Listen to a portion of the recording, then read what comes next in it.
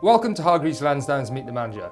I'm Joseph Hill, and today I'm joined by John Stopford, co-manager of the 91 Diversified Income Fund, which features on our well shortlist of funds selected for their performance potential. John, the 91 Diversified Income Fund has a dual objective, and that's to provide a good level of income to investors, but also to fall less during periods of stock market weakness. So can you tell us how you go about that? Well, it's relatively simple actually. We build the portfolio from the security level, and we're picking securities with a balance of resilient income but also good value, and that combination tends to be relatively naturally defensive and also generates an attractive level of income. But on top of that, we also manage the mix of securities we hold. We make sure that we have a balance of securities to make sure we're well diversified, and we also look to manage downside risk. And for an investor, John, what sort of performance profile could they expect from a fund like this? So we're trying to deliver a defensive total return. We're trying to deliver predictability to some extent. So we're relying on income as the anchor of returns.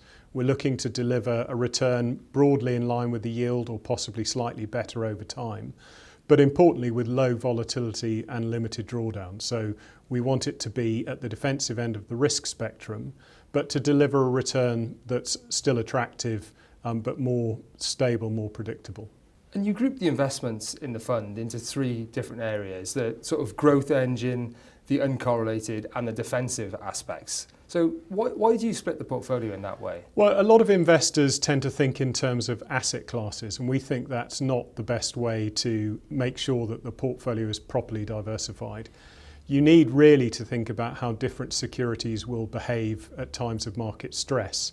Some will tend to go up and down with the economic cycle, some will tend to do the opposite, and some will do their own thing. And so what we try and do is make sure that we have a blend of securities with different behaviour, so when market events happen, they don't all go up and down together. You get proper diversification. And so by employing that process, you're aiming overall to deliver a defensive return profile. But under the bonnet in the portfolio, there's some interesting individual investments. You've got things like high yield bonds in there, emerging market debt, you've got some equity, some derivatives. So how do those investments fit in more broadly with that defensive return profile that you're aiming to deliver?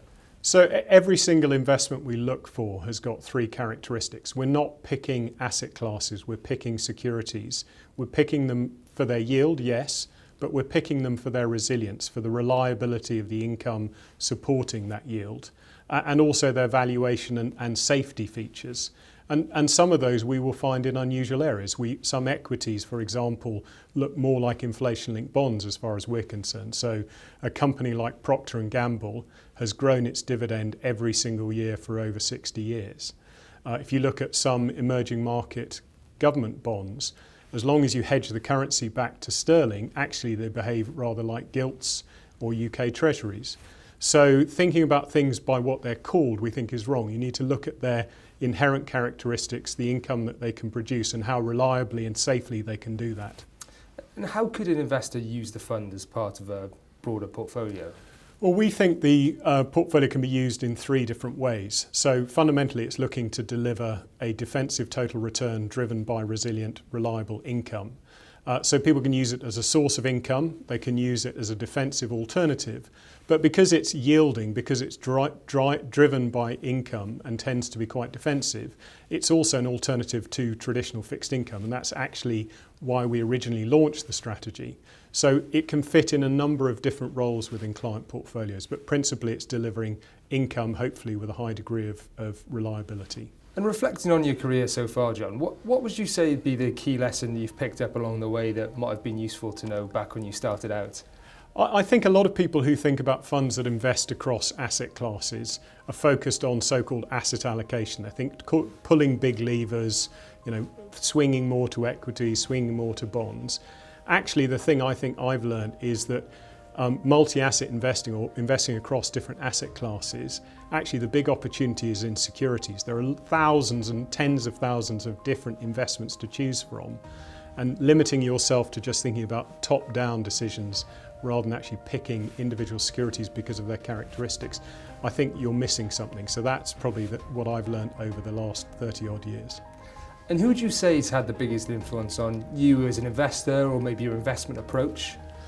So I remember back in the early days of investing, an asset consultant, an investment consultant said to me, the most important thing you've got to work out is what's the investment edge you're looking to exploit, what's the opportunity you're trying to capture, and then to single-mindedly focus on that. And that, I think, it's taken me a while to get to where I want to be, but that in itself, I think, is really good advice.